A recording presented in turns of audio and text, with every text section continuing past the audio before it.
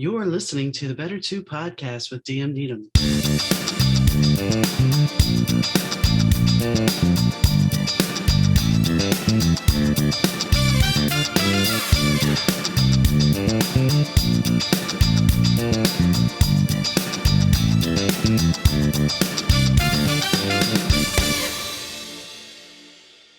Hi gang, Donna here. Thanks for tuning into the Better 2 podcast. Today's guest is Carmen Capuano. She is a British television and film writer, an author, and she's in the process of launching her own production company. She's also an advocate for animals. Today, we discuss her trip of a lifetime that she took. It really isn't so much a trip, more of a move. When she was 18 years old, she decided to leave her home country and town of Glasgow, Scotland, and with 5 suitcases, moved to London, England. It's pretty daunting for an 18-year-old who has no connections or friends, really, but she did it. She did it to pursue the dream of acting. Well, acting may not have worked out, and she talks a little bit about that. And it took her 20 years to realize what her true passion was. But now that she has 26 books out. They're available on Amazon, and they're in different genres. Plus, she is prolific as far as screen and television writing as well.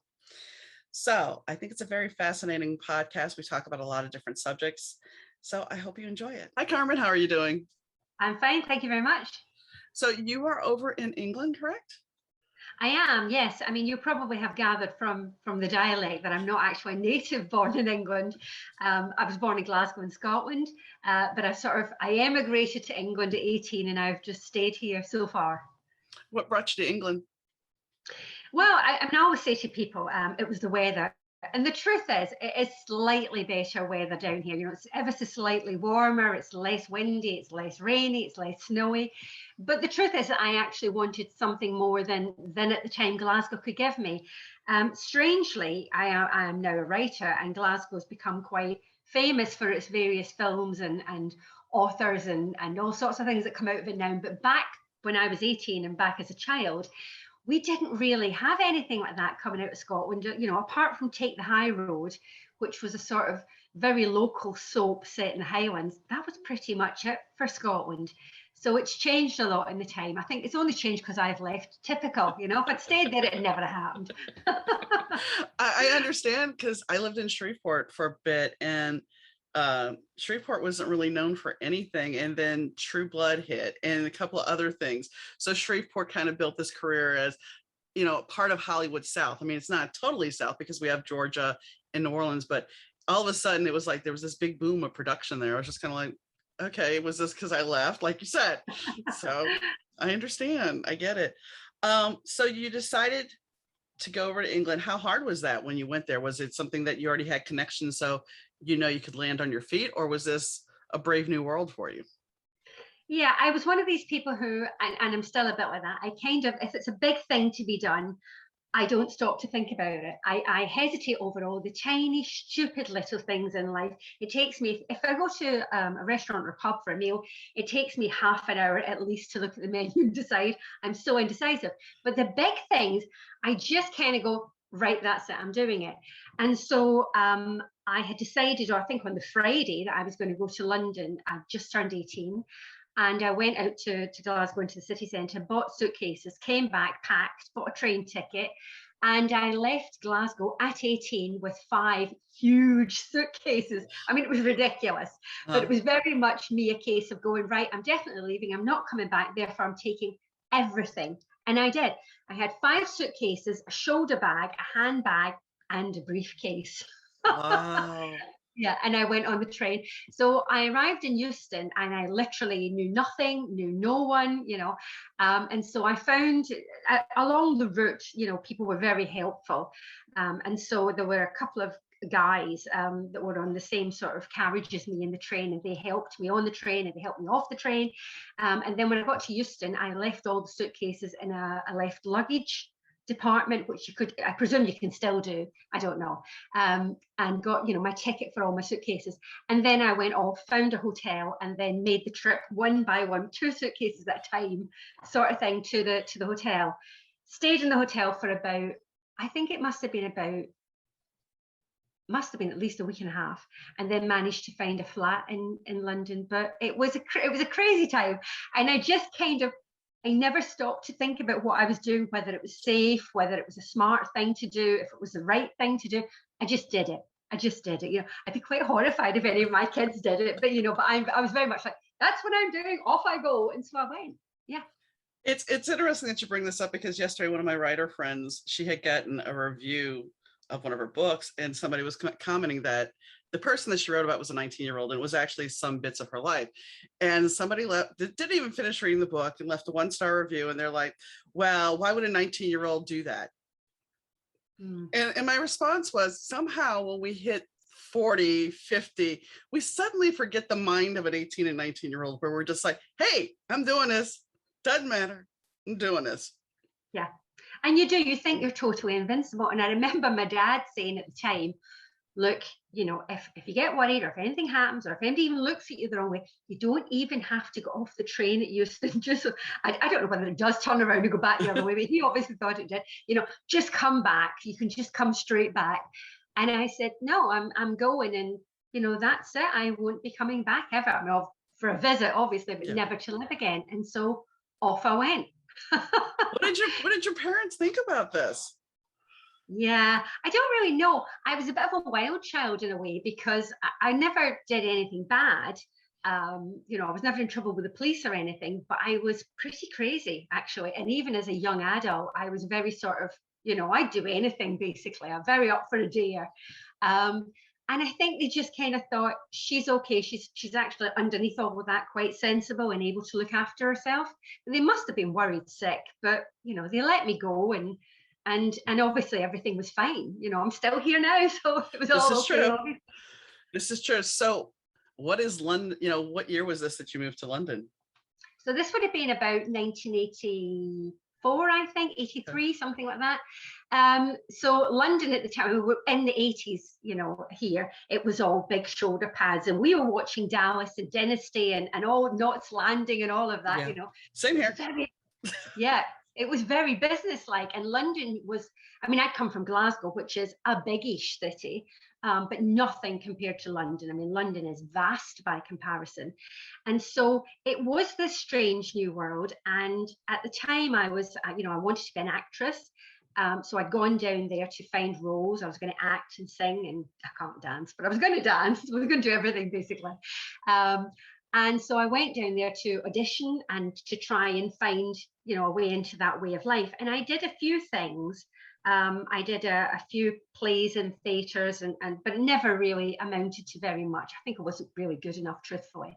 But I had a nice time, and I kind of modified my ambition as I moved along. And then after about 18 months, I thought, okay, I'm now looking back, 18 months seems, it's neither here nor there, is it? It's just a really short period of time. And we've had this COVID scenario for about 18 months. But back then I thought, okay, I've given acting 18 months and I haven't become a major success, and even crazy to think that you could do in that length of time, but I did. And so I thought, right, well, I'll try something else. And so I went into normal jobs. And then eventually, about 2 years later, something like that, after I first moved to London, I came up to Birmingham. And then a few years after that, after I'd done various other jobs, I went to university. And then when I left there, I got married and had kids. And it was at that point when my oldest was about 5 that I started to write. And so really, it was only when I got to about 40 that I actually found the thing I should have been doing from when I left school, and it's quite sad in a way that I wouldn't say all those years in between were wasted, because obviously I was having a good time and I was living life and it was very much a learning experience. But I should have been writing. I shouldn't have been doing, filling in whatever forms I was doing, working in an office and working in accounts and all sorts of things. I should have been writing, but I know that now. Hindsight's a wonderful thing. Well, and you got to consider this. How much of that life experience that you had has bled into your writing? Yeah, I see. That is the funny thing. Not actually a lot, I think. Really? Maybe little bits. And there's the odd thing that someone says that is very characteristic of them, of that particular person, that I have put in my writing just because it's funny. And I kind of think, I wonder if they'll recognize that phrase, that they always say it, but do they know they always say it? So there's that. But generally speaking, because of the way I write, where for me, I believe, or I feel like the stories are sort of filtered through the ethos, so it sort of comes through the atmosphere, as it were, into my head and then down and onto the computer page. I don't sit and plot. I don't think up a story. It just kind of happens. So I don't know. I mean, I would say that there's really only one story one film that I've ever written that is actually about something that I witnessed in real life, or to my knowledge. Everything else I think has been sort of very much made up. But I guess little elements of people that I've known or situations that I've been in do possibly filter in. And people I don't like, I always say to them, be very careful. I'm an author, you'll find yourself in a book. That is the author's greatest weapon. Absolutely, yeah. It's about our only one, so you might as well use it. Exactly. I mean, you have the person that's like, oh, can you put me in your book? Do you really want that? You might not turn out the way you think you're gonna. Yeah. No. So what kind of projects have you done? I know you've written for TV and film. Yeah. So what kind of projects have you done? So I've written 27 books. I got a bit kind of carried away writing for a while and didn't publish anything. I had a couple of traditional publishers and I took my books back from them. So I then started out publishing them myself. But I got, sidetracked by other things. And so I've got this backlog to do now. But I've got several TV and film projects that are waiting to be greenlit. Some have major stars attached. Some have very well-known directors. There's all sorts of things. But between COVID and everything else, it's just all got delayed now. So I was writing books probably for the last, I'd say about 15 years, but in terms of films and TV, I've only been writing those for probably about 4 or 5 years now at the most. And I just kind of side shot into that. But I set up a TV and film production company with a friend of mine, Louise Osborne, about 12 months ago. And with the view to, we were actually going to produce and, create and actually get out our own films and TV things. But as I said, COVID got in the way and delayed that. And unfortunately, the work that I have with other production companies was also all stalled because of COVID and other things. So, and it's one of those businesses where everything takes a really long time, from when you first conceive an idea and start to write it to being made into, film or TV, just takes an age. I mean, it's a ridiculously long time. Are the scripts you're working on, are they adaptations of your books, or are they strictly for the visual? Yeah, both. So some are adaptations of my books. There's a couple that are adaptations of friends of mine books. So basically, I have some friends who are authors who've asked me to make films from their films or TV shows from their books. There's only a few of those. And then others have been specifically written for TV or cinema. But also I'm cross-genre. So I've written, some are sci-fi, some are comedy, some are horror. Some are comedy horrors, there's all sorts of things. There's literally every genre apart from erotica in there. It's the only thing I haven't done. Oh, and graphic novels. I haven't done any graphic novels. I'm sure I will at some point. But yeah, no, I haven't done any of them. But I've done everything else from animation up, basically. So all sorts of writing. As a writer myself, and I know this is a big question that's on social media a lot, is, you were saying you were traditionally published and you took your stuff back. For me, I mean, I see a lot of people that are like, well, I'm querying, I want an agent, I want a publisher. And to me, in a way, it's not saying I wouldn't want it to be traditionally published. I'm not saying that at all, because I had the opportunity to enter a contest. And when I saw the line in the contract that says, if we happen to make a book that's just like yours, you can't sue us, I was just kind of like, I'll keep my book. So the long way around, my question here is, what do you see as a benefit for being traditionally published? And did you see a benefit because you took your books back? Yeah, so as an aside, to go back to what you were saying about the competitions, that's also true of any competitions that are open for Right. screenwriting.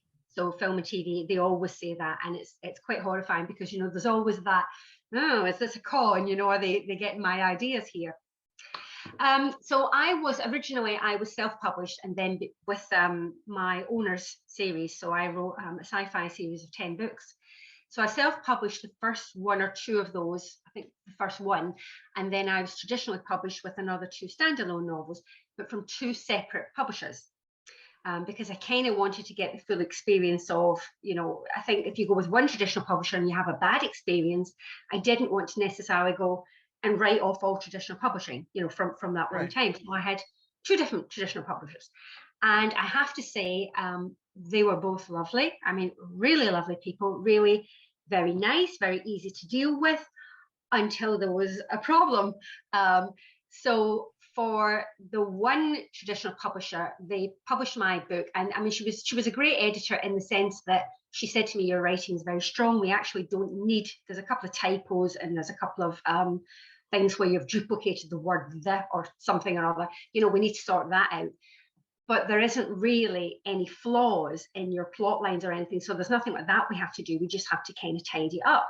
So that was okay, and that sat very well with me, and the book got great reviews. However, they published it with a cover that I absolutely loathed and did not feel represented the actual storyline. And it was a cover where it was a girl who looked, it was the central character was someone who had, to some extent, and was still being beaten down within her life scenario.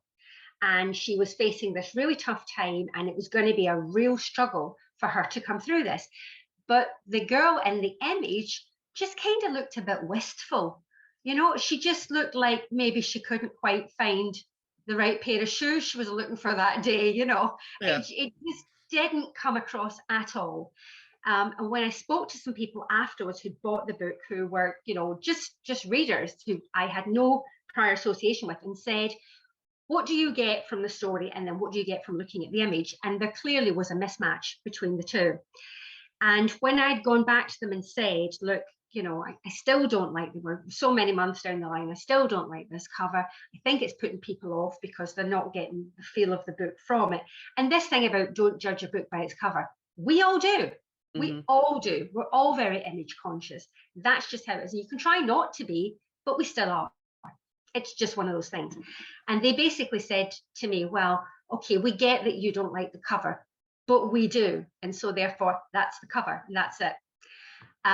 So there wasn't an awful lot I could do about it, because obviously the contract stated that I could, you know, come out of the contract after a certain period of time, but until that time, I couldn't do anything. So as soon as that time period was up, I took my book back. So I think the thing about being self-published is it's very hard, because you are literally doing everything for yourself, from the marketing to what size font you want, you know, how many words and what your line spacing is, and the thickness of your paper and how white your paper is, and literally every decision, which, as I said to you before, I'm not good with decisions. So I was like, should it be this thickness? Is the paper too white? Is it not white enough? Oh, you know. So that was a big thing for me. But the autonomy on the good side of it, you know, that you get to choose your cover and you get to choose what you want it to represent, those are all real pluses. And to be perfectly honest, because the markup in terms of what they were giving me for royalties with the traditional publishers, I earned about, I think I earned about 35 pence a book. And now that I publish directly through Amazon on my own, I earn about 40 pence a book on a paperback. So there's no real difference in that side of it. Obviously, ebooks you earn more. So it's not about the money. It is really about the control, the autonomy, the feeling that, you know, you as a writer, I think you probably do know best about your book. You know, and it might be difficult for you to reach those decisions as to what is the best image or what is the best way to put it forward, but you really genuinely have the best interests of that book at your heart.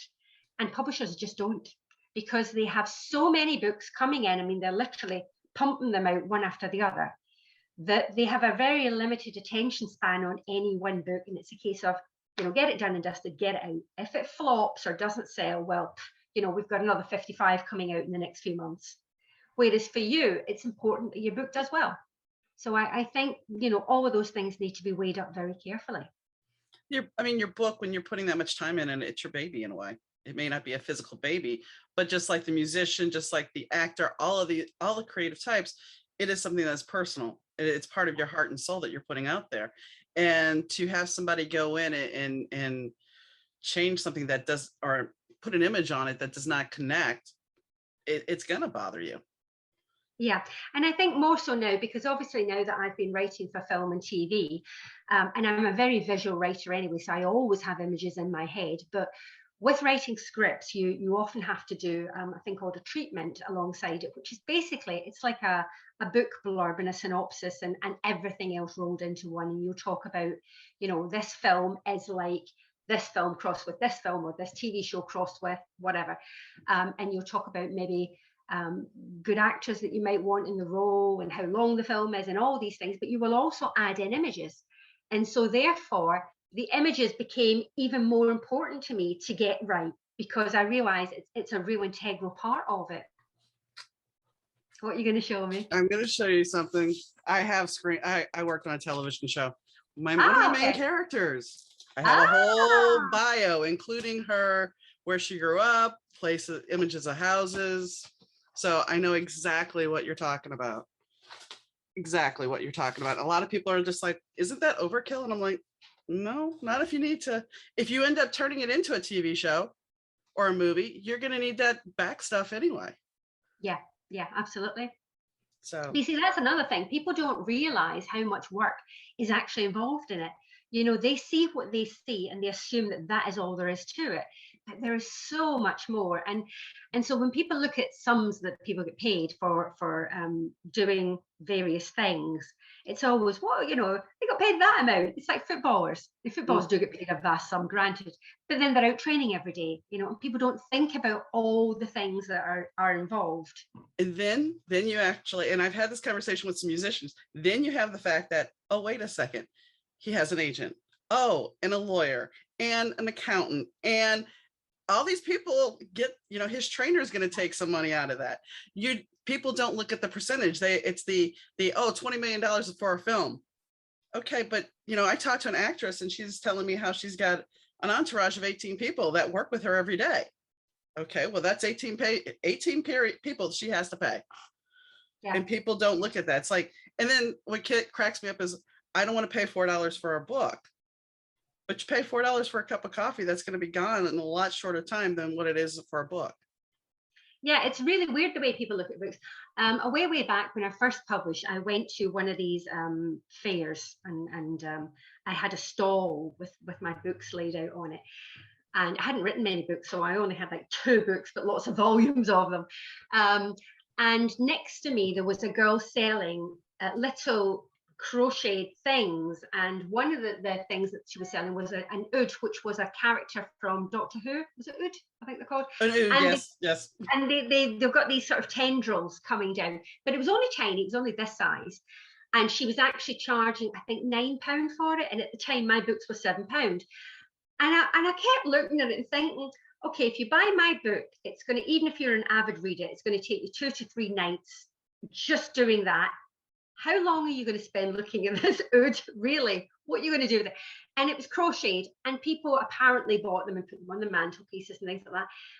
And so they're just dust collectors. I could not get my head around why people were willing to spend £9 like that on that. But if they were coming to me for a book, I'd have to tell them why I'd written the book, what the book was about, and I'd have to give them this spiel for like half an hour to buy a book that was less than that. It's just crazy. But that's people. You'll never get around that mindset of what they think something is worth. It's funny you mentioned it, because tomorrow I actually have a book signing I'm going to, and I have 2 books out, so very much like you. And my first book I have 3 versions of, because the first book I published, at the time, I had a friend who worked at Barnes & Noble, and I wrote most of it at Barnes & Noble, and they were closing that location. They have one last new writer's night. She's like, if you can get it done by then. I'm like, okay. So I got it done, got it printed, everything. but there's errors in it. And I did my cover and it's bad. The second one, it's better. Finally, the third version of it, it's professionally done. The second book, that was the contest book. First version's not bad. Second book, I tweaked. So here I will be sitting in your spot tomorrow. Fortunately, there'll be other authors because it's at a library, but yeah, I'll be sitting in that exact same scenario, except hopefully it won't be anybody with oods. There'll just be other authors trying to hawk their wares. It is so strange. It's so strange. And I've been very, very lucky really with my books because my readership ranges from about 8 to 80, which is kind of bizarre for the same books. And, you know, and that's lovely. And I'd always tell this story whenever I get interviewed, but I had a lady come up and it's so memorable. I think I'll remember it till I die, basically.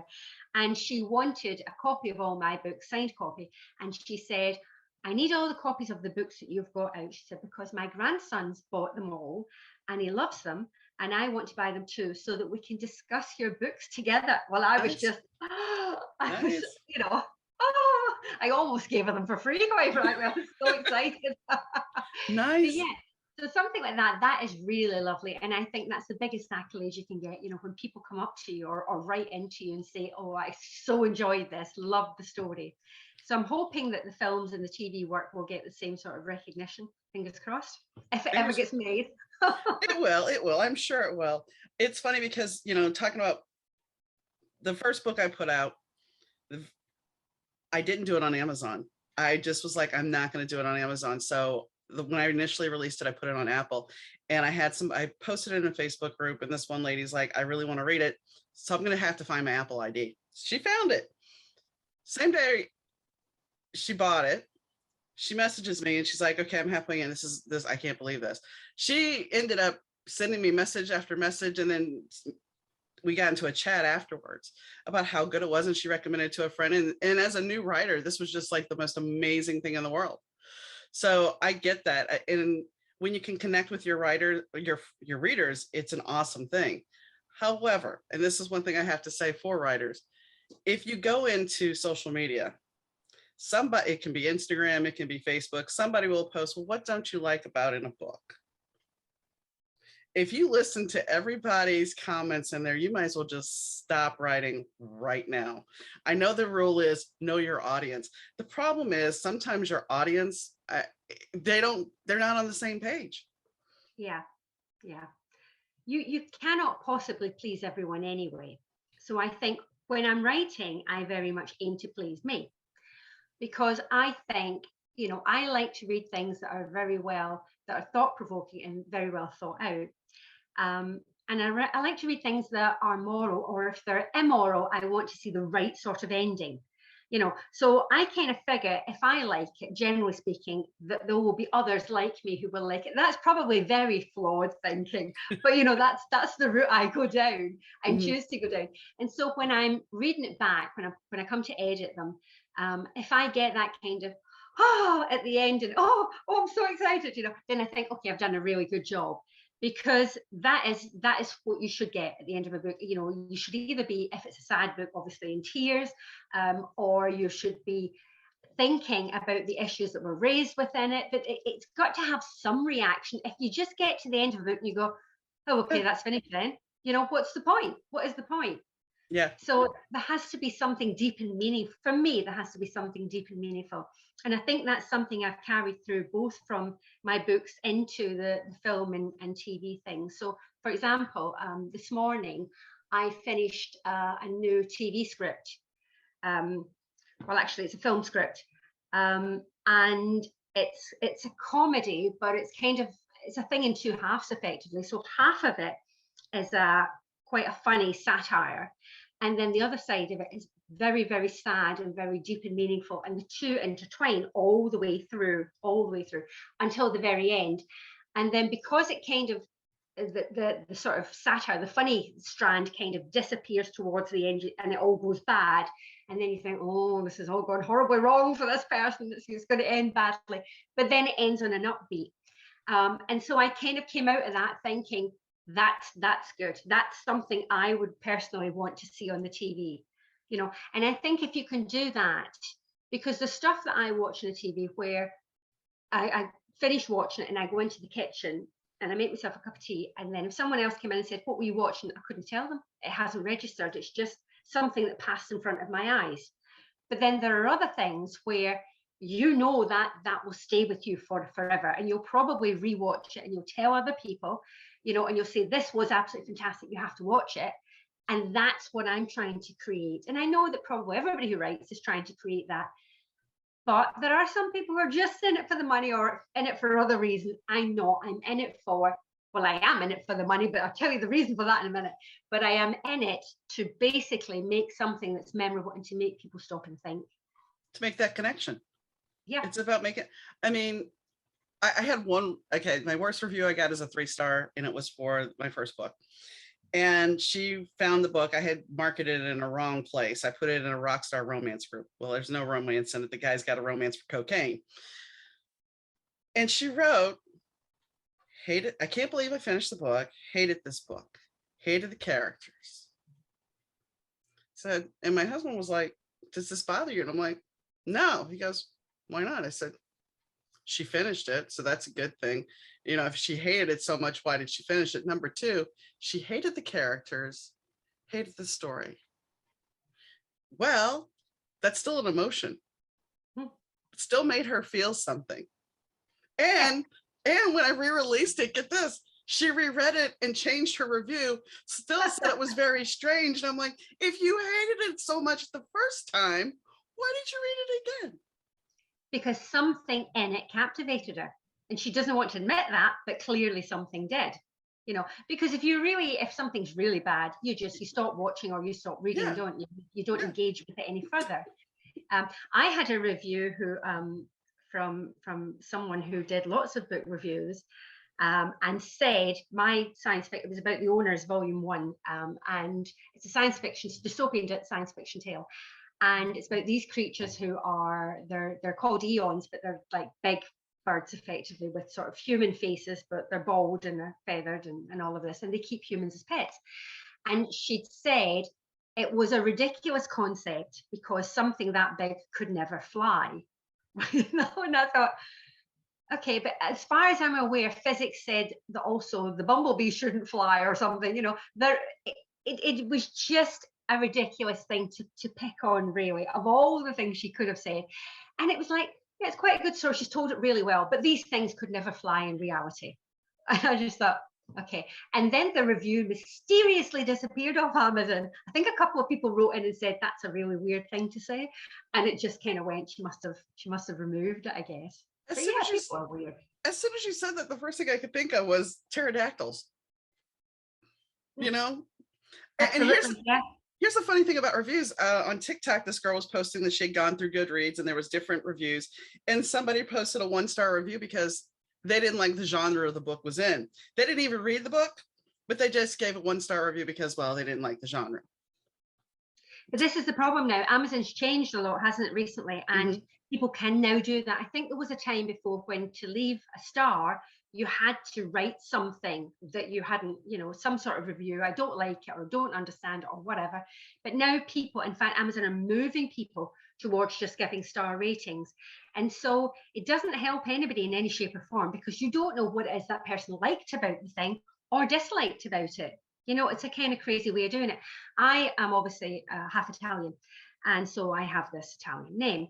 And someone in Italy, which really upset me quite recently, bought my book and gave it a 1-star.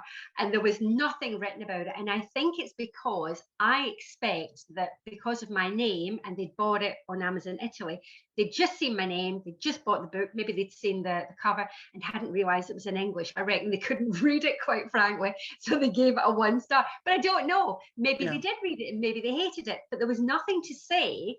And all my reviews tend to come in at 4 stars or 5 stars. So it was unusual and therefore it kind of stuck out like a sore thumb. And the fact that it was from Italy, I was gutted. I went on about it for ages. Well, and I mean, the thing is, and this goes back to what you were going to talk about in a minute, is reviews affect the bottom line for an author. Because if you don't, number one, if you're only leaving a star, we don't know what could we have done better. We don't know what we could have fixed. Now, we may not agree with what you're going to tell us. Then again, we may say, oh, maybe they have a point. Let me look at that. Number two, you're affecting the bottom line. Some people, I've seen many people respond, well, when I see a 1-star review, that actually makes me want to read the book. Okay. Not sure why, but the bottom line is, if you're doing it and you haven't read the book and you're just doing it because, well, I don't like the person, I don't like the cover, I don't like whatever, all you're doing is affecting that person's livelihood. And whether you admit it or not, the readers, they really need to stop and think that this is somebody's livelihood. I don't care if it's a side hustle, whatever. People are trying to make a living at this, and the costs that go into making that cover, hiring an editor, those are all big costs. Yeah. I think, unfortunately, this is the world we live in. Social media has made it so easy for absolutely everyone to comment on absolutely everything. And so people have got used to their voice being heard in everything, literally everything. I mean, you only have to look at Twitter and people are commenting on the weirdest things, and then people comment on other people's comments about something, and it just kind of goes on and on. There's all this trolling and everything else. And I think there was a time years ago when people, if they had something valid to say, they would say it. Now there's this almost this need for people to have their voice heard. And I think some of it is a mental health issue, and we've brought it upon ourselves, by the way that we live our lives, and the fact that, phones are everything. Everybody's permanently attached to their phone now, or some form of, interaction on social media rather than with real people. And it's very sad, but it has made this society, it's almost one of self-validation. They feel that they have to say things, they have to be heard, they have to have a voice in order to exist. And so they spout all sorts of rubbish. Now, some of it isn't rubbish, some of it's very valid, but a lot of the stuff that you see in social media is just, I kind of wonder what else is going on in their day that is so boring, or so much of a non-entity that they take 5 minutes out to tweet about something that's totally inane. But that is the way we are. That is how we are as a society, and it's a global problem, and it's only going to get worse. I mean, and not only that, you have the instant gratification aspect of it too. Like last night, Duran launched a new record. And there was a time when I was 18 years old, 17 years old, that I would have been like, oh yes, at midnight, I will be up past midnight listening to this. Because back then you had to go to the record shop and you had to wait till they opened to buy it. And it was like, it launched last night. And I'm like, I'll listen to it in the morning.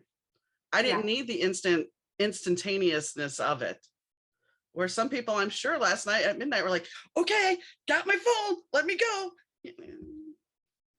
I think we have lost a lot, by this sort of thing. I mean, I'm not a materialistic person, which kind of brings me back to what we were talking about with profits earlier. I don't aspire to have a fancy car. I drive, you probably won't know, but I drive a car called a Citroen Berlingo. It's kind of pretty much a van, really, truthfully, more than anything else. So, I'm not really interested in the trappings of fame and fortune for me. But what I'm trying to do is amass money so that I can, from the profits of book sales and TV shows, films, etc., so that I can send this money off to various animal charities globally, and I can help animal rescues. That's my overall big aim, and that's why I'm doing everything that I'm doing, and that's what I want to do. But I think we have lost this sense of, I don't know what it is. I think things are too easy now. Some things are too easy. Everything is gotten easy. Nobody has to really work for things either. It's all a little bit scary, really. I think how people perceive things now. We've lost a lot of the value of things. It's just everything seems to be seen as worthless, and that's very sad. Yeah, I mean, before it was like, if something was passed down to you from family, it meant something. Nowadays, most of the younger generations like, I don't want that. That's garbage. So we've become a disposable society too. That's and it's not just things, it's people. It's like, well, we're going to cancel you now. Yeah. And the problem with that is sometimes, and I'm not saying cancel culture is wrong, but the problem with that is sometimes somebody can take like a recording that you and I are doing and edit it to make it seem worse than it is, and then build this whole moment of let's cancel it. And I'm not saying that all cancel culture is wrong, I'm not saying that, all I'm getting at is reality real now? As far as I can take a clip and I can edit it. You see reality TV. How many people that have been on a show like Top Model, Big Brother, any kind of reality show like that, and they've said later on, after years later, it was edited to make me look a certain way. Yeah, because everything is all about perception, isn't it? Truthfully, Mm-hmm. you know, and we're not just talking camera angles to make someone look fatter, thinner, taller, you know, whatever. We're talking about how people are perceived through things, you know, certain things. And we had Big Brother here, and there were people having, you know, shouting matches on it, and I'm sure they weren't doing it all of the time, but of course those were the dramatic moments, so they were picking up on that, and there was a universal hatred, you know, in some cases for some of these people. And it's actually quite sad, because that's got to have affected their mental health, you know. I mean, you don't go on something like that and then you're totally vilified and then come off feeling absolutely fine about yourself. You just wouldn't. So I think we do really need to have to look at nowadays, you know, things and how things are. I had a professional photograph taken a while back, so a couple of years back, at an event, and photographer showed me it, and I looked kind of okay. I mean, I'm 5'2", and I'm a little bit overweight. I'm probably about 4 or 5 pounds more than I ought to be, which I know doesn't sound like an awful lot, but on someone who's 5'2", yeah, that's, you know, it makes me look chunky. And I was standing next to someone who was tall and slim, and so the photographer had taken it into their own heads to elongate me and make me taller and slimmer. And I have to say, I looked absolutely amazing in the photograph, but it wasn't me. And so I said, no, just show the real me, because actually anybody that's going to meet me is going to know, what, have you shrunk a foot or something? What's happened to you in the last 2 weeks or something, you know? So I made them put out the real picture of me rather than this, you know, photoshopped version, because that's who I am. But I will be honest, I went to the Worcester Film Festival last weekend there. It was a gala event and black tie and everything. And I was very dressed up, and I had the official photograph taken, and then they had the photographer walking around the room and just taking sort of random shots and things. And then they put them online, and when I saw myself, I was quite horrified, because in 2 of the pictures I was eating, so I was like, oh. With a mouthful of food, and it seemed like whenever they took the picture, I was eating. It was like I was eating the entire night long, you know. It must have looked like that. Mm-hmm. But and then one of the pictures, I was obviously listening very intently to someone and looked a bit like a witch, quite frankly, because I was so intent. So I suppose there is a time for picking, you know, if you're in the public eye, picking the images you want people to see or not see. But I certainly wouldn't go down the route of, you know, streamlining myself so that I look like I'm completely someone different. That would just be crazy. When I had professional pictures taken last year by a friend, he's like, well, do you want to Photoshop? I'm like, okay, sure, because I've never had it done. And he kept Photoshopping. He sends me over this one image, and I'm like, I look plastic. No, back that off. I mean, because if somebody sees me in person, they're going to see all these flaws. I don't need to be perfect. I mean, the truth of the matter is, I'm not a spring chicken, and I have wrinkles, and you know what? I earned every one of them. I mean, I've got a rescue dog here, so I go out dog walking. I get up in the morning. I usually start writing from about 7. And then I'll walk the dog at some point, either in the middle of that or afterwards or whenever, depending on the British weather. You know, whenever it's not raining will be when I walk the dog. But consequently, you know, I've been working. I'm going to go back to, you know, sitting down and typing. And so my hair's usually sort of just, you know, scraped up like this. I've got no makeup on, and out I go in the wind and the rain and everything else, you know. So these people who live around me in Bromsgrove are very used to seeing me without makeup and all of that. And then occasionally they see me with makeup if I've had to have a Zoom or something beforehand, and they all kind of go, oh, you know, you look different. So I think it's fine to put makeup on or to do your hair or whatever and try and make the best of who you are. But I wouldn't want to be anything other than who I am. I wouldn't want to, you know, be so different that I was unrecognizable. I really don't see the point. Well, and I'm glad that some of Hollywood has basically, with Instagram, I will give them that social media. I will give you kudos for, because some of Hollywood is like, look, this is me. This is who I am. You know, warts, wrinkles, whatever. This is me. This is the real me. Now, mind you, you can still put a filter on it, but it's still not as heavily photoshopped. You actually see the person for who they are more so. Of course, Yeah. it also can be a slightly crafted image of what they want you to see, but it's still something different. Yeah, So, and I think when you've got people like Kate Hudson, for example, who does that on Instagram quite a lot, but she is just gorgeous anyway. Do you know what I mean? It doesn't matter if she doesn't wear makeup or her hair straight back or she's doing the dishes, she just does look gorgeous and she's young.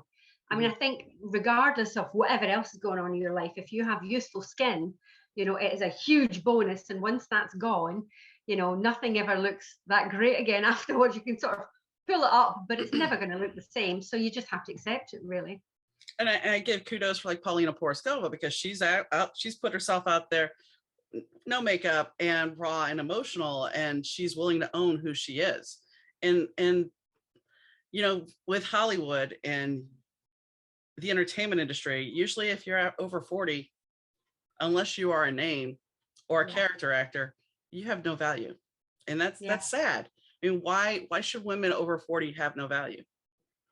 Well, that's something that I am trying to change. So quite a lot of my parts that are written, my characters, are for women who are over 40. In some cases much, much older, because they also have a story to tell, and it's very sad that, like you say, Hollywood sort of categorize them as someone's mother or someone's grandmother, and so what I'm trying to do is to change that, and we're looking at characters who are still still very much vibrant, still have a life to lead, still have something to do, something to tell, they have value. But I think, no disrespect to Hollywood, I think our British actors and actresses are slightly better at that than your fellow countrymen, because I mean people like Helen Mirren and Dame Judy Judi Dench, Dench, yeah. They just go for it. They don't care what it is their character has to look like. It's all about the parts, all about the acting for them. And I don't know if, and I'm trying to think who, Julia Roberts is quite good. She does that. She's quite good at just going for it. But I can't imagine Demi Moore ever going, right, well, I'll take the makeup off and all of that, and I'll play a really gritty part. I just don't see that. But Mary Steenburgen in a little bit, but Kate Winslet, of course, she's once again on your side of the pond. I mean, they're actresses that are willing to embrace who they are. And I think it maybe because they are somewhat removed from Hollywood, that they're more in line with their craft, that they're willing to do it. Yeah, I think Britain puts more of a value on people looking real than they do in Hollywood.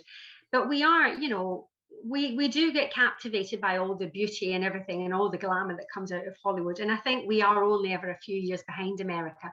So we are catching up, and I think it will change here. If the trend continues, I think it will. So, people like myself coming in and trying to write scripts and stories for older women, hopefully that will continue. We need more of that to happen so that we see real women. But I'm not in control. I'm only a writer at the end of the day. So we need the Hollywood bigwigs to come down and go, right, come on, we're going to do this. How many scripts do you have like that? And that would be, the problem lies with, you have older men who are still looking for the ingenue. They're still looking for the Marilyn Monroe type sex appeal, that she's going to get men into the box office. But here's the funny thing, women watch movies too. And, I've seen the trend lately that as far as romance, that a lot of people don't want the young person, the young woman, to be skinny and perfect. They want her to be a chubby girl. They want somebody who's real in this romance novel to be with the hunk, which once again, we still are setting up Disney princesses, even if it's not really Disney princess. But I understand they want the reality. I do. And for me as a writer, I'm setting my books in the 80s. And it's funny because you're talking about moving to London in 84. And that's right where I'm writing right now, in London in 1984. But I'm starting out with an 18-year-old girl who is a model, who her life, you're going to go through her whole life.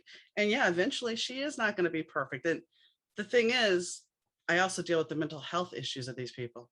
It's not just all about the glamour and everything. It's about, okay, I've come off stage. Now what? Suddenly I'm not making these castings because I've gained 2 pounds. Yeah. These are the things that people, when they look at Hollywood, they don't look at the mental health issues and it's the same thing with social media. You have the people that hit it big on social media that one day, oh my gosh, did you know my video got promoted? I had over 1 million views. And the next day you have 5. What mental health aspect? And it goes back to what you were saying about the, in love with yourself. If that's not reality and these people really don't know you and they like the one thing you said and they're not going to continue, how are you going to navigate that? I think that, I'm starting to see a trend now. On Facebook, just earlier today, I noticed that someone who's a friend on Facebook had put something about they were going to cull their friends on Facebook because they had more than 2,000, and only a tiny proportion of those actually interacted in any shape or form, over a long period of time. And so they'd said, okay, we're going to get rid of these friends, and I've seen quite a lot of that recently on Facebook. But it seems it's a strange thing, because when we're doing all this interacting, as I said before, on these various media things, we're not interacting in real life or with real people. So I try not to go on it very much. But, like every mum, I've got 3 kids. And so 2 don't live with me anymore because they were off at university and things. But when they were here, and we were around the dinner table, they'd all have their phones out, and I'd have to say, keep your phones away, keep your phones away. But it does build into the self-esteem thing, because, if they've put their phone away for half an hour or an hour, and they come to look at it and no one has texted them during that time, they almost have a kind of meltdown, Mm-hmm. And I think it's all feeding off the same thing. And I don't really know where we go with it, other than to really restrict it. And I don't even know if we can do that now. It's gone so far. There's so many social media platforms. It's scary. It's very scary. There's so many media that we don't even know about. I mean, just because we know about the big ones, the younger generation knows more than we know. And, something popped in my head before you were talking, but don't believe your own hype. And I think that's the one thing that they used to talk about. If you hit it big, don't believe your own hype. I think that applies heavily to social media. Yeah. Because it's all about hype. Oh, yeah. Yeah, absolutely. I mean, every so often I Google myself, right, just to see if there's anything there that I don't know about, because sometimes there is. There's often sites where you've probably come across this yourself as an author, where there are random sites where they say, oh, do you want to read the latest book from Carmen Capuano? You can get it here for free. And obviously it's some sort of hacker site. So I always keep an eye on them and report them. But then you see something else and you think, oh, I never put that photo of me up and somebody else has. Or it's some other information about you. And that's quite weird. That is quite weird. It doesn't happen a lot, but it does happen. And, and when you look at it, and there's pages and pages and pages about me, it's about my books on this site or that site, and here it is on Amazon, and here I am on a blog, and here's my Twitter account, and then I'm talking about a film or something else. And so there's all these pages, and you kind of think, God, I'm really famous. But of course I'm not. But there's 10 pages on Google devoted to me. I mean, it's ridiculous. So you would look at that and think, oh, this person's really, really, really well known, but I'm not that well known. So a lot of it is hype. And, if I were to get famous, as obviously other people do, you do wonder what would be said about you, that you'd never said or you'd never done or whatever, because you couldn't really then get to the point where you were, saying, well, I never said that or I never did that. It must be very hard to be famous, to be a celebrity, and to have things said about that is untrue. So whether it's hype in terms of, great stuff being said about you that's just being bumped up for whatever reason, or your PR department's done it, or whether it's people talking about you in some other way, it's something you have no control over. And we all had that before, because before social media, people gossiped, people talked in the street, but now that gossip is global. It has a global reach, so it's a whole different scenario, really. That was one of the reasons I chose to start my books in the 80s, because you have a version of celebrity where, you have the gossip columns, and you have, well, such and such was at such and such party, and the person sitting there looking at it going, I wasn't even there, I was across the country or whatever. you didn't have the instantaneousness of it. Mm. I mean, now, like yesterday, you had that accident on the movie set, and by the end of the evening, you had all these facts, and it's like everybody's just reposting this. And I'm not saying Alec Baldwin's a saint, but I'm like, do you realize what he's got to deal with now in his head? And nobody, and I'm not, I mean, the families and everything else, it's just like everybody just wants that news. It's like, dare I say, Frankenstein with pitchforks. They're all just clamoring for that bit of information. They need that information, like the remains of the gentleman who ended up killing his girlfriend that we had the big manhunt over here. I'm not sure if they found the remains, and that's just been like everybody's clamoring for. When are we just living through other people's lives and we're not actually living our life? Because we need that connection, we need that gratification, we need that, dare I say, that fix of gossip that somebody else, the Kardashians, oh my gosh, let's see, we had the big engagement. Okay, one person shared it, and then for the rest of my day, every other person on my feed in Instagram, I don't know how many times I heard about it. Yeah, it's very strange, isn't it? Mm-hmm. You know, but it is the way of the world.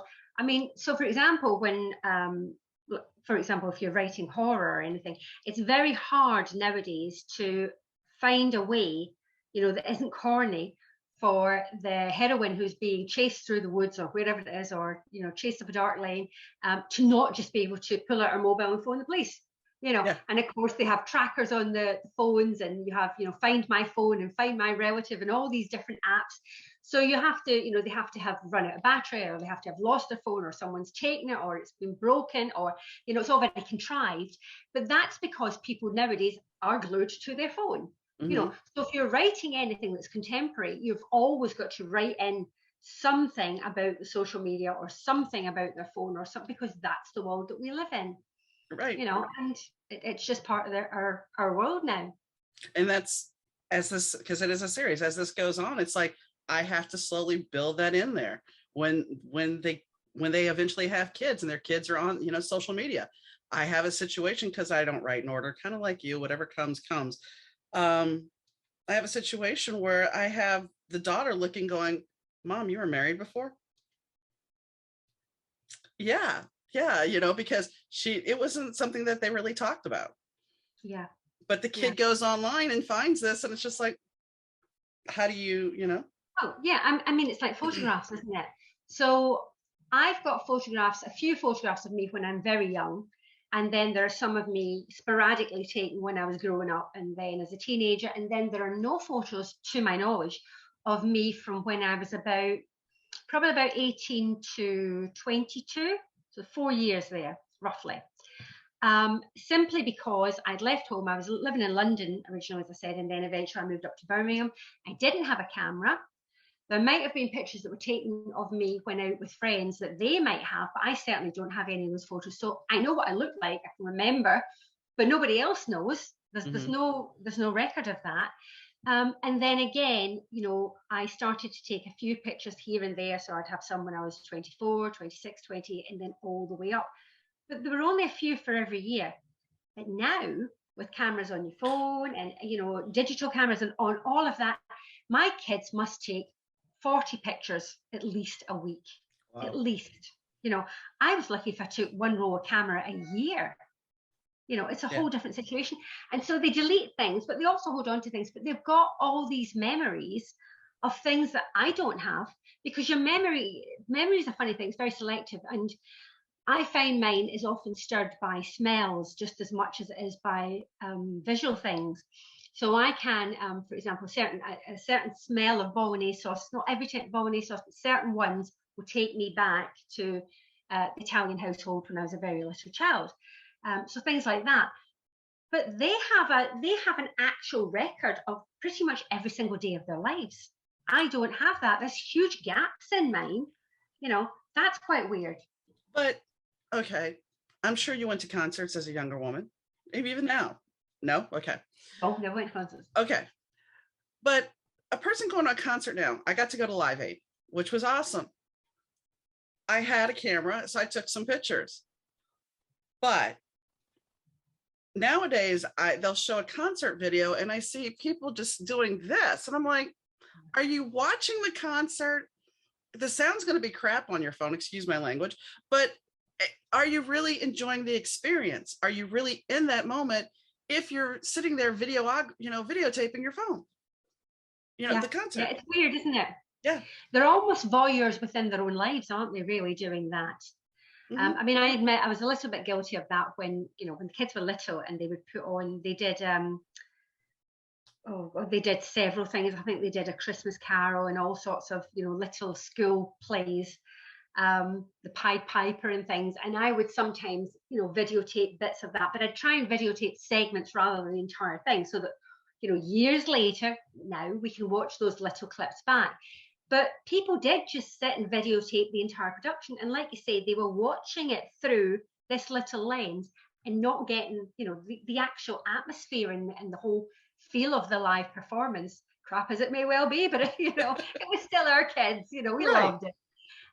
But they didn't get that because they were just too busy, recording it for posterity. And so there has to be a level, there has to be a balance, really. You want to be able to look back and have memories and be able to look back on things, but not at the sake of enjoying them at that moment. Yeah. And I mean, that's the thing. I mean, as parents, you do videotape your kids because you want that fond memory to look back on. But when you go see a band or you go to a play of just whoever, do you really want to film it? I mean, I got to watch Faye Dunaway do a performance of Maria Callas in the front row, and seeing her, and I guess she is one of those actresses that would, and Jessica Lange, those are two American actresses that would just go for it. But I had front row, and I mean, I sat there, and we didn't have the cell phone technology, but I couldn't even imagine if I had the cell phone technology. I am watching a legend, Faye Dunaway, right there in front of me. Why in the world? I got to see Yul Brynner do The King and I live. Why would I can look back and remember it fondly. I was in that experience. Would it had the same validation if I was watching it through my phone? I might as well just stayed home, got the movie, and yeah. But then there used to be, I'm sure you remember, well, maybe they didn't do it in America, but they did it here, where someone who had, a camcorder many years ago would go to the cinema when a film first came out and videotape the entire film, and then we'd sell it. We had pirate videos that were always a bit, and the camera would judder because they dropped their popcorn or something, So there was always that as well. But yeah, you don't get that anymore. I don't think that happens anymore. The first time I actually saw Moulin Rouge was over at a friend's house, and she's like, "Yeah, one of my friends did this." And I'm like, "Okay." And I remember watching it that way, and I was just kind of like, I did not like the movie. I was just like, "This is not." I love the movie now, but at the time, I was just kind of like, "No, this is bad. This is bad." I mean, you lose something. You just lose something. You mentioned pirate sites, and I wanted to talk about that for a second. The funny, my husband joked that I had arrived because somebody was trying to pirate my book. It's like, okay. But the funny thing is, the funniest one I've looked at is a book that I'm currently writing. Okay. That is anywhere out in the ethos or whatever. They were advertising that they had it. I had put up a cover mock-up on Goodreads, and they stole somebody's name from one of my other reviews and put it that she created this review for the book and that you could get it there. And I'm like, all right. And I've told, when I've done book parties, I'm like, if you can't afford a book, don't go to a pirate site. If you want a book, talk to me. We can arrange something. I can give you an art copy, but don't risk your financial health for a book that's not even real. It's really crazy. I mean, I know when they did the Hustle program, they said, I don't know if grifters really do say this, but they said, oh, you can't con an honest man and all of this business. Now, I don't know how true that is, but there is this element now where people want something for nothing. I think there's a huge problem with this, and so this is why people get sucked into various cons. Now, there's a lot of cons going on at the moment. I had one the other day on my phone that was hello, you have just been charged £1,588 for a new blah, blah, blah, blah, blah. So there's that sort of thing, which obviously people are responding to. But then there's also the too good to be true. If you pay £1.99, you can get this amazing thing that's actually worth £500 or something. And so people are being taken in by it. And I think it's very, very hard now to distinguish what is real and what isn't Yeah. real, you know, the fake stuff. Because the people who do this, sadly, the people who do this tend to be very, very smart. And the hackers, I mean, I had my email account hacked into several times actually. And you just, I wouldn't have a clue how to do that. I can turn on the computer and that's pretty much it, right? That's where I'm at. I do word processing on it, turn it on, turn it back off and put it away. These people are really smart. They can do all sorts of things on it and they turn that to crime. I mean, how sad is that? Why don't they go and do something that benefits the world? Why don't they go and make some program that is fantastic?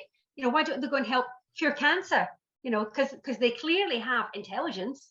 They can clearly do something with their brain, and that's what they're doing with it. That just makes me sad. Well, I think back to the end of Fight Club, where basically they blew up all the banks and the credit card companies so everybody was debt free. Instead, you take everybody's information and then you start messing with the little guy and putting them more in pain. And I'm not saying that they should go and do something illegal like, you know, clear everybody's bills or whatever, but do something more positive than trying to scam people that are already in financial straits. Yeah, yeah.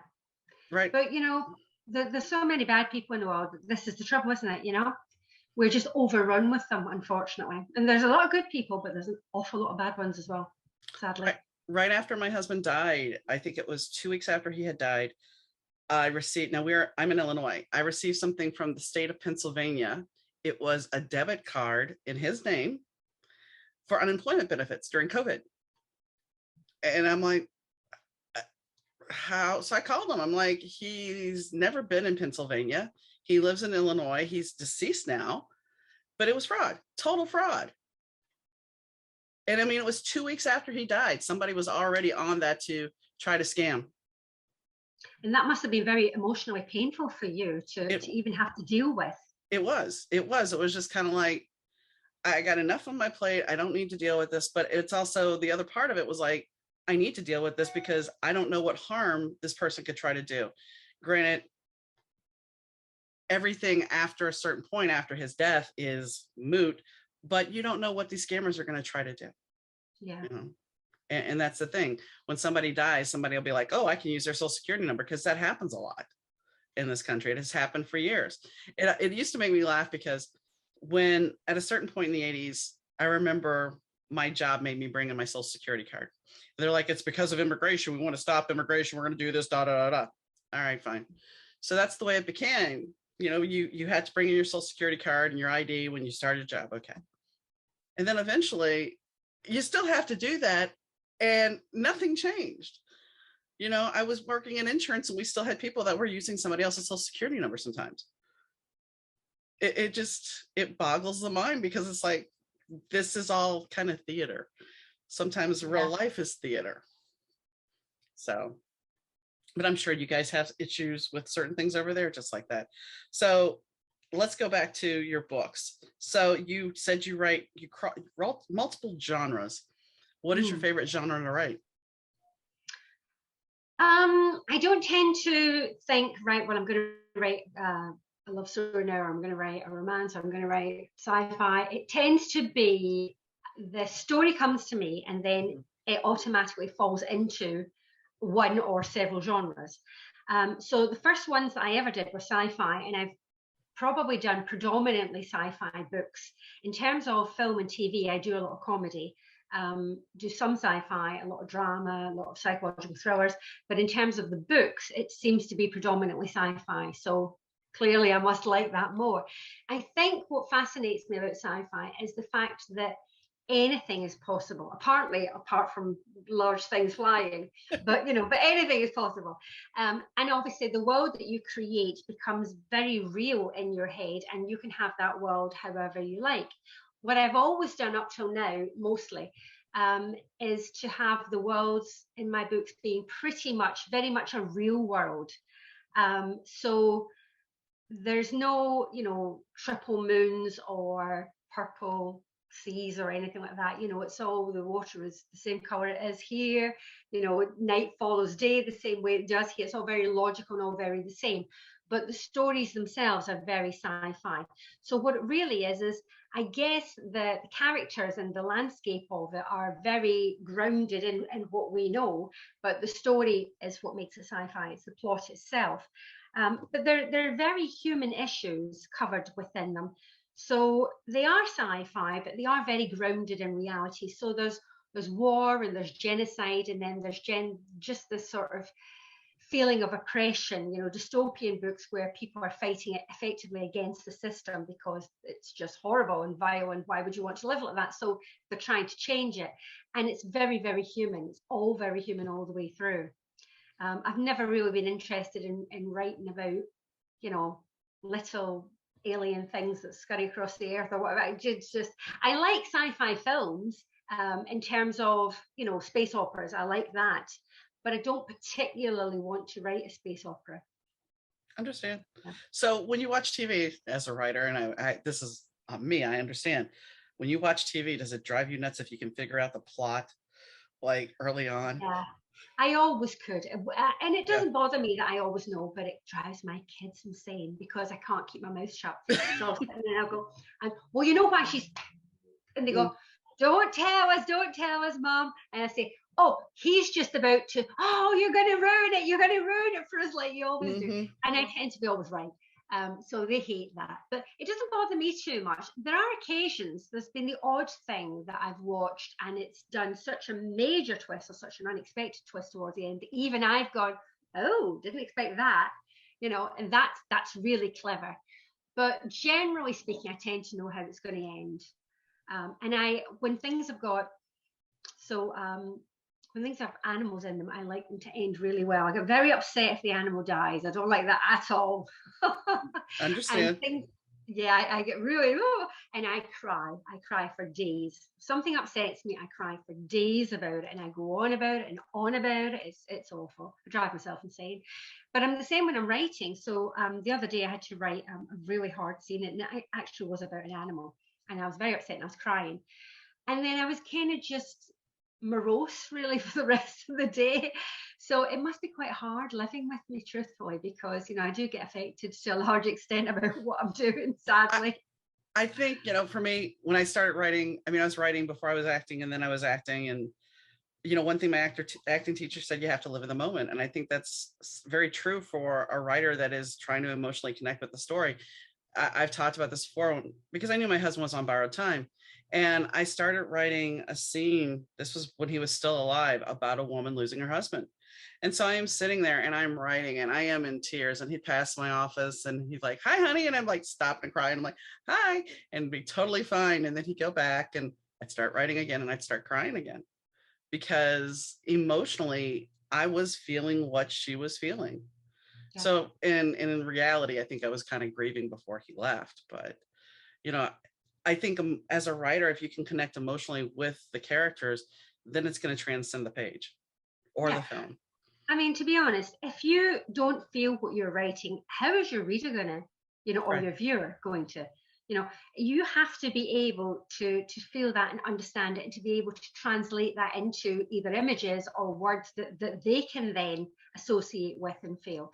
And I think there would be nothing worse than if I was to see one of my films made and it didn't do that. If I'm sitting watching something and I know I was upset writing it, and then it gets made and then it's not as good, I think that I'm going to really struggle with. I'll be strangling the director, I think.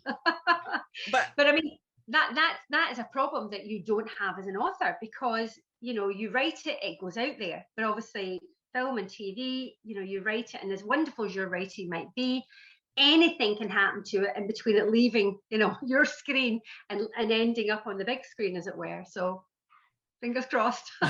This is true. How many books have you read and it's like you watch the movie and you're like, that was nothing like it at all. Nothing like it at all. And I get what you're saying about the download. My first book, it was very much downloaded. It wasn't so much that I sat there and plotted it out. It's a rock star's journal. I had no intention of it. Ended up the ending changed because I was driving my husband to work, and it's like the character's like, I got a better ending for you. And I'm like, yeah, right. It's like, no, I got a better ending. And sure enough, I used it and it works. But it's one of those things where it's like, I have sheets of plots. I have sheets of outlines. No, I don't follow them because, somebody will say, I got something else for you. And I know people And are I like, think go ahead. that is the best way, absolutely the best way. When I wrote a book called Split Decision, and literally the character came to me in the shower, and told me her story, and I thought, okay, fair enough. And I only got a bit of it. I knew what happened to her. I didn't know how it happened, why it happened, how it ended, but I trusted it enough to just go with it. And as I was writing it, the rest of it downloaded and came to me, and so I completed it. And even towards the end, I was like, oh, I didn't expect that to happen. Oh, didn't expect that to happen. Oh, what's he doing now? Yeah. And so it was all a surprise to me as well. And I think that's half the fun of it. Whereas if I'd sat down and wrote, okay, and then this happens, and then that happens, and then the next thing happens, I think it would have felt like a chore, just plodding through it. But this way, it was exciting to write, and hopefully, therefore, exciting to read. And I mean, two things, people look at you when you say, oh, well, my characters talk to me. It's like, okay, so there's a definition. Some people would say that's schizophrenia, but it's not that. It's literally these people, these characters that you bring to life, giving you ideas. So you have to embrace it. The other thing, and I'm sure you know this too, you sit down to write because you need to write, because if you don't write, you feel kind of off. So you have to write. And if you're writing and it's not flowing and it feels like you're trudging through mud, you're forcing it, but you still keep doing it because you got to get it out. And you may use it later, you may not, but there are times, when you're in the flow and when you're not. Is that true for you? Yeah, I've never had writer's block, touch wood, till now. And generally speaking, I tend to work on several projects at once. So I don't really ever get where I don't know where I'm going with something. Although I don't know where I'm going with something, I just trust to it, and it just always comes. But there will be days when I wake up and I might be working, for example, on maybe a TV comedy script, and I don't know, a thriller film, and I'll feel more like writing one or the other, or I might feel like writing both. I might actually write a little bit of both. But usually I'll write one or the other, and it's very much I'll wake up and I'll think, okay, I kind of want to work on this today, and so I do it like that. And I think I'm also not very big on housework. I understand. I do clean the house, but not. I understand completely. So there are days when I wake up and think, maybe I won't write today. I'll clean the house because it's so mucky. It takes the entire day, and then the next day I'll go back to writing. So it kind of works for me in a way, really, because it gives me that ability to let things slip to a degree where I don't have to go on top of the washing or the ironing or whatever. I can let it mount up a little bit because I know that I then get a day's reprieve from writing when I can get it all done. And it allows me that mental come down for that day where my brain isn't downloading stuff. It's thinking about, right, how long's the washing machine got left before I put on the next wash? And, all those sort of trivial type things that I normally don't think about during the day.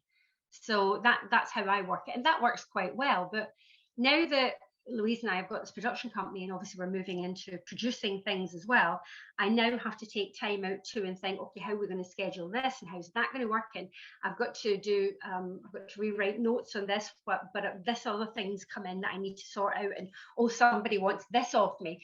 So I'm kind of jumping even more from one task to the other now than I ever did. So it's just as well that we're in this one contained area. I would not be taking my computer all around the house to show you.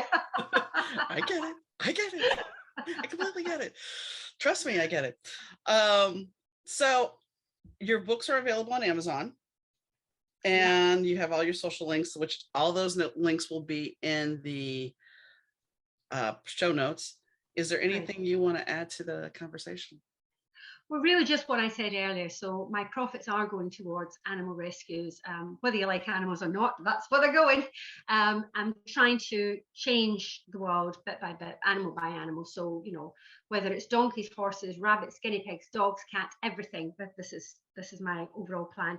So if you can, please buy an ebook rather than a physical book from me, because the ebooks I earn more, and therefore more money goes towards the charities.